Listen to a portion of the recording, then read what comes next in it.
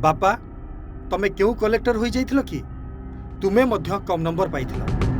एही प्रश्न जड़े 17 वर्षीय झील ता बापा को पचारिथिला किंतु उत्तर रे ताकू बाड़ी आकार रे मिलिथिला। केवल सेतिक नुहे बापार माड़ एते भयंकर थिला जे साधना जीवन चली जाइथिला। एभली आश्चर्यजनक घटना महाराष्ट्रर सांगली जिलार नेलकरंजी गाँव में घटी। मृतक आड़पटीर एक स्कूल रे द्वादश श्रेणीर छात्री थिले एवं डाक्तर हेबार स्वप्न देखिथिले किंतु तांका बापा धांडीराम भोसले जे कि जड़े प्रधान शिक्षक अछंती नीट परीक्षा रे झियो कम नंबर पाइबा परे बहुत रागी जाइथिले। सूचना अनुसार झियर नीट परीक्षा रे कम मार्क थिबारु झियो को काठ बाड़ी रे अति नृशंस भावे पिटिबार लागिथिले। झियर अवस्था गुरुतर हेबा सत्वे बापा तांकु डाक्तरखाना नै नथिले।